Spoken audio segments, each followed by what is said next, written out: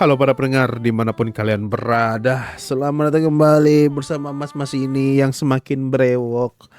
Dan kita berada di awal musim summer 2026. Selamat datang guys. Waktu gua record ini tanggal 7 ya. Dan siapa tahu di antara kalian yang nonton konten ini ada yang ngikutin Palworld. Jangan lupa tanggal 10 Palworld full access release. Saya akan kembali menghilang untuk bermain Palworld lagi. Gue barusan cek Steam gua nih. Ternyata gue udah main Palworld 240 jam.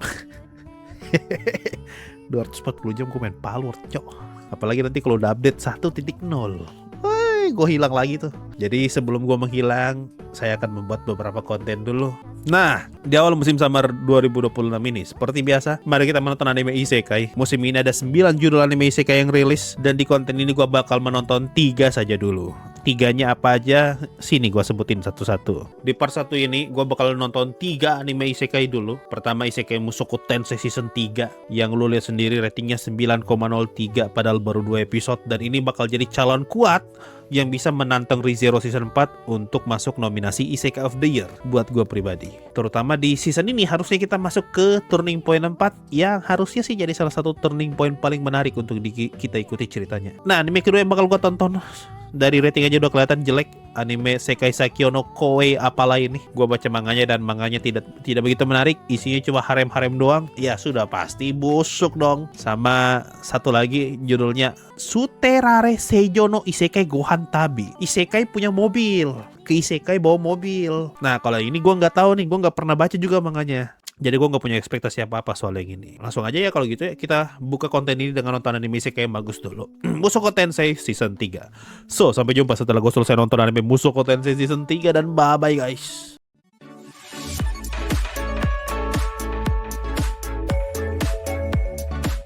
Sebelum gue nonton Mushoku Tensei season 3, gue cuma mau ngomong sedikit ke kalian. Disclaimer lah, biar lu tahu POV gue bagaimana. Gue dulu baca Mushoku Tensei, dan apa yang gue baca dari Mushoku Tensei itu selesai di season 2. Jadi setelah season 2 ini, cerita season 3 ke depannya gue tuh sama sekali tidak tahu, karena gue berhenti baca pas di sini nih.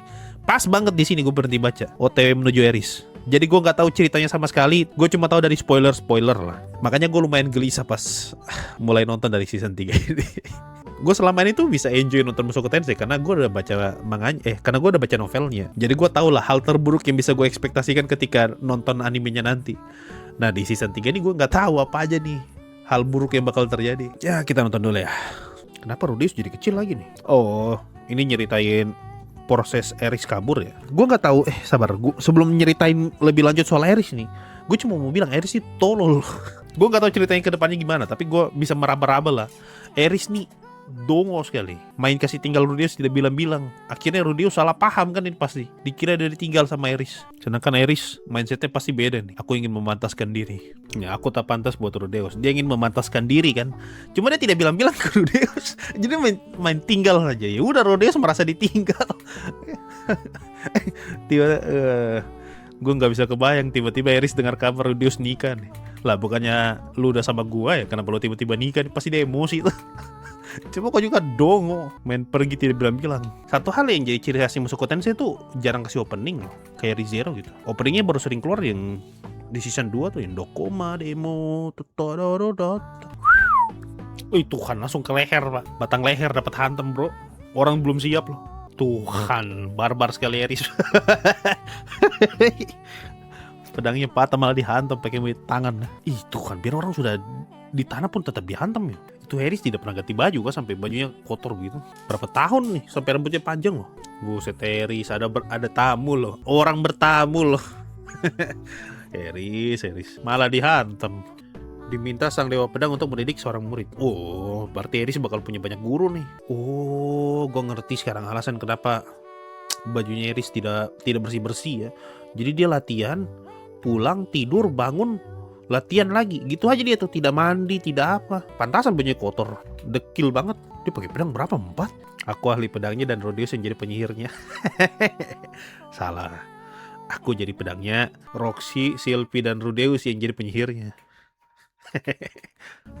Kelar juga nonton episode 1. Harusnya gue langsung lanjut pindah anime lain, tapi bodoh lah, gue menonton episode 2. Rudeus pasti cuma imajinasi Eris.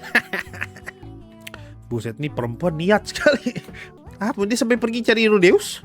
Cuma buat pamer. Betulan dong. Makanya di season 2 ada dia. Hah? Season 2 ada dia? Gue gak ingat loh. Ini the real hater niat nih. Nih kalau dia jadi haters dia niat nih. Anggaplah dia nonton Piala Dunia nih. Wah, aku benci sama Haaland karena ngalahin Brazil. Dia pergi langsung tuh ke Norwegia pasti.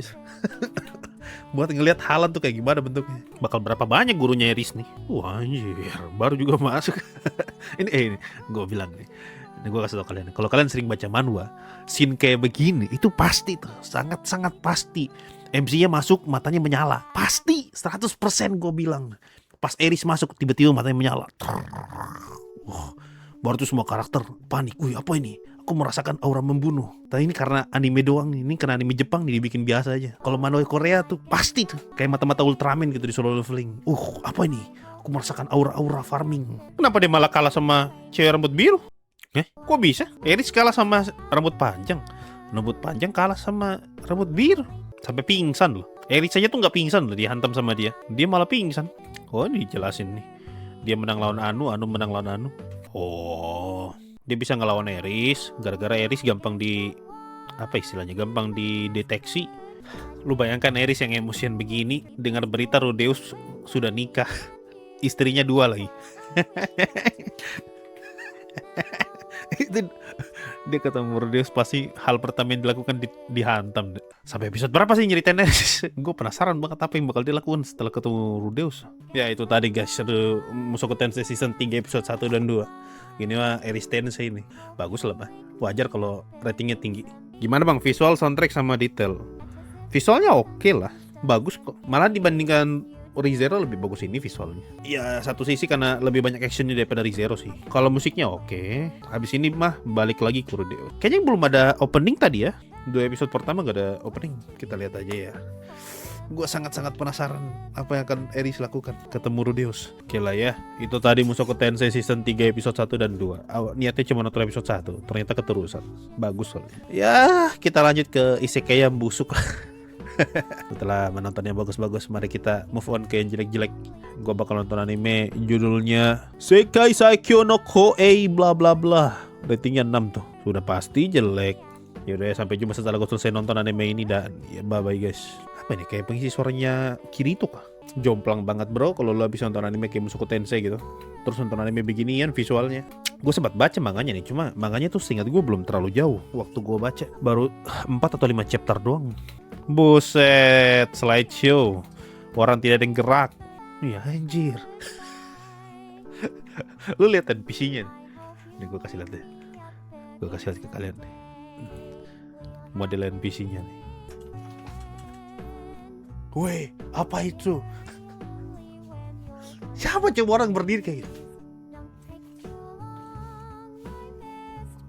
Apa coba ini cowok? Kenapa begitu bentukannya coba?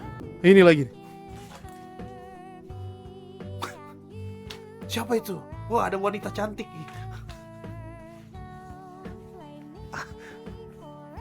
Siapa orang berdiri begitu? Aduh, busuk. Masa orang berdiri begini ada masalah punggung nih bang? Ke kretek bang. Sekarang kretek murah. Berapa menit ya begitu tuh? Nggak capek bang begini terus? Anjir. Nih. Gue kasih lihat sesuatu lagi nih ke kalian nih. Lihat cara MC-nya berdiri. Nih, lihat cara MC-nya berdiri. Nah, dia begini. Apa itu? Ada apa itu? Apa coba? Ini baru proporsionalnya tidak bener nih. Ini ada masalah punggung fix nih MC-nya nih. Ini anime skoliosis. Isekai skoliosis nih. Lu lihat cara MC-nya jalan. Begini punggungnya nih. Apa ini anime? Kalau masalah punggung bro, kretek dulu bro, jangan langsung ke isekai. Jujur ya, kayaknya makin kesini tuh gue makin trauma dengar pengisi suaranya Kirito deh. Ini pengisi suaranya Kirito kan? Ini orang tuh tiap kali dapat jatah pengisi suara di anime isekai pasti isekai jelek. Kalau dia jadi karakter utama itu isekai pasti jelek tuh. Isekai babi itu dia tuh. Isekai decit dia. Ini juga dia. Trauma gue lama-lama ini sama pengisi suaranya Kirito. Berapa banyak isekai jelek tuh dia semua. Sekalian jadi villain, jadi Betelgeuse. Di Overlord tuh dia jadi Philip. Pas sekali tuh pengisi suaranya Kirito jadi Philip. Gue baru sadar cok. Buset, pintunya 3, pintunya 2. Hah? Buat apa kok Buat apa kau bikin gedung pintu 2 besar begini? Aduh, ini gue kasih lihat kan. Ini adalah mahakarya. Ini arsiteknya perlu dipertanyakan. Lu lihat nih, pintu keluarnya 2 tuh, nih 2 bro, semuanya menuju ke cahaya ilahi. Ini arsiteknya siapa coba? Besar lagi pintunya. Siapa juga yang mau lewat pintu besar begitu? Nih, bagaimana ditutup nanti di pintu nih kalau besar begini? Oh, pintunya memang bukan 2 bro, 3. Pintunya 3 dan tidak ada pintunya. Pintunya 3 dan tidak ada pintu. Bagaimana ceritanya? Maksudnya pintunya 3 tapi dan tidak ada penutupnya. 3, pintunya 3. Buat apa? Tidak ada penutupnya lagi. Tidak bisa ditutup. Jadi kalau ada kerusuhan atau monster menyerang, nggak bisa ditutup nih buat jadi barikade. Jadi kalau mau malam-malam mau udah istirahat jam kerja gimana? Sekarang aku punya senjata. Apa yang membuat bro berpikir ketapel bisa berguna ngelawan monster? Ketapel kayu lagi. Ketapel bro. Masih mending Subaru bawa cambuk ketapel. Kok mau ketapel apa? Lizardman pakai biji kerikil. Siapa sih yang bikin ini cerita? Sekarang aku punya senjata apa cok? Siapa yang kamu lawan dengan ketapel begini? Tuhan nih anak. Babi juga kok ketapel belum tentu mati nih anak. Begitu baru aku mau lawan monster. Senjata apa itu cok? Satu hal yang lu harus sadar ya. Kita dilihatin banyak karakter sampingan yang care sama petualang pemula. Kayak MC kita dan semua orang-orang Jepang yang terkirim ke isekai ini. Masalahnya tidak ada satupun mereka yang nyaranin MC kita untuk beli armor. Hal pertama yang harusnya dibeli itu bukan senjata, armor. Kok bukan Sung Jinwoo bro yang cuma modal baju kaos bisa jadi OP. Beli armor dulu itu penting. Keselamatan nomor 1.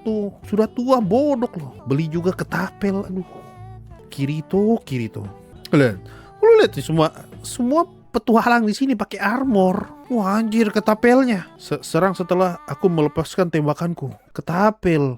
Sudahlah namanya isekai ya. Ya udahlah namanya anime tidak usah dilogikakan. Gua sih tidak percaya ketapel dengan peluru kecil begitu. Aduh ya udahlah. Lu mau tahu apa sliding yang lebih ngeselin daripada slidingnya Garo? Sliding dia di anime ini. Lu lihat nih. Lu lihat slidingnya 1 episode bro nih. Dia lagi sliding turun nih. Turun dari bukit nih. Dia sliding nih. Bersambung. Sliding 1 episode. Mantap. MC skoliosis, punya gangguan dengan tulang belakang. Senjatanya ketapel, tidak ada yang mau pakai armor. Dan sliding 1 episode. Pintu raksasa 3. Ternyata ada yang lebih brainrot daripada The Beninging. Sliding 1 minggu. Oh iya betul, sliding 1 minggu bro. Kalau Garo sliding 1 frame, dia sliding 1 minggu nih. Bagus sekali ya isekai ya. Wah, aku sangat bahagia sekali menonton isekai. Tiap hari nonton begini tingkat kebahagiaan rakyat Indonesia akan meningkat drastis. Ini fix salah satu isekai terbaik musim ini lah. Mushoku Tensei kalah. Ya itu guys tadi isekai sliding 1 minggu. Oke, saya sudah ketemu judul yang pas untuk anime. Isekai sliding 1 minggu. Gue udah kelar nonton Mushoku Tensei season 3 sama anime isekai sliding 1 minggu. Sekarang next kita nonton anime isekai yang punya mobil. Suterare Seijono Isekai Gohan Tabi. Oke lah, sampai jumpa setelah gue selesai nonton isekai yang punya mobil. Dan bye bye guys. Yang ini lebih mending lah, kelihatan niat gitu. Lucu. Dia masuk mobil kaget ya, nggak percaya keluar lagi. Ini tuh mobil impian semua orang. Semua orang pasti pernah punya mimpi, punya mobil yang bisa jadi rumah. Kayaknya udah kelihatan ya anime tentang apa ya. Intinya ini anime jalan-jalan, makan-makan. Ya, literally kayak isekai Mappa itu. Cuma bedanya bukannya punya Fenrir tapi dia punya mobil. Gue jadi ingat ini, Mobile Legend. Siapa tuh? Iritel. Kan ada Iritel yang skinnya naik motor tuh. Jual anjing beli motor. Ya itu tadi isekai mobil. Lumayan lah. Agak lucu juga. Seru juga. Ya tipikal anime isekai santai kayak lu nonton isekai Mappa. Cuma kayaknya isekai Mappa lebih bagus sih. Ya baru episode 1, kita lihat ke depannya. Siapa tahu ke depannya jadi lebih bagus. Di part ini gue cuma nonton 3 aja dulu. Sejauh ini dari yang gue tonton ya kayaknya ngikutin rating udah bener nih. Paling bagus tentu Mushoku Tensei season 3. Gue langsung nonton 2 episode pertama. Bagus banget. Terus setelah itu baru ini si isekai mobil. Belum ada ratingnya ya.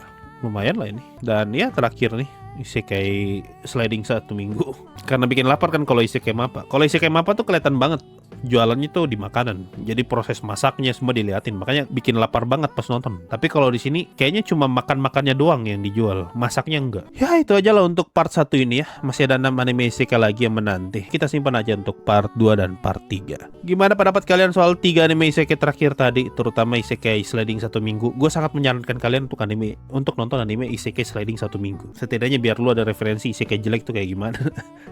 Ini jeleknya keterlaluan. Ya itu aja lah untuk part ini ya. Kita ketemu lagi nanti di part 2 dan part 3. Bye bye guys.